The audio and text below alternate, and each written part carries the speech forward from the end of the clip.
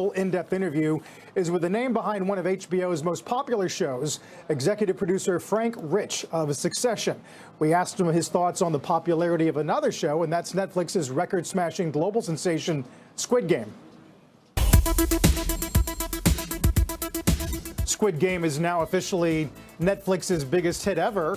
People have made the argument that to have a foreign show be #1 globally belies everything you've heard from Hollywood executives for decades. Do you think it's a significant moment? I think it's exciting that a show that is not in English and is produced by a foreign culture, and that certainly is respectable. It's a real show. It's not some gimmicky, stunt thing. All of it collectively shows a cultural shift, which I think is great for America.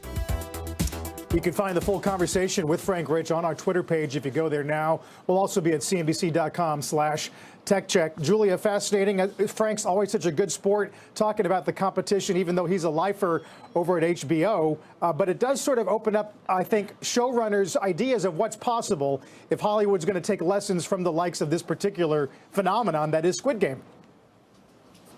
Yeah, and it certainly shows what's possible in terms of the international the sharing of content. But one thing that I've heard from a lot of my sources out here in Hollywood is this idea is that if you want to have a show that has truly global impact, a la Squid Games, no one is better for that than Netflix. And so that's a real appeal for Netflix. But at the same time, if you go to Netflix, there's also a big chance that your content could get buried in the piles of content. So I think that's something that Netflix and a lot of creators are grappling with right now. You could have that huge outsized impact, but you could also get lost in the shuffle, John. Yeah, Carl, I also think that hit makers are fascinating. Whether you're talking about Frank Rich, can't wait to see the full episode of Binge, or you're talking about South Korea. Once again, it's proven to be not just sort of like a one-off. Remember Psy, Gangnam Style? Like that was fun. And yet since then, so many different things. It's so true. I think I saw some metrics today, guys, that said that the global audience so far for Squid Game is a multiple of the entire population of South Korea. But as Julia points out, curation is key, and it's easy to get lost if you're in a platform that is making a bunch of shots on goal.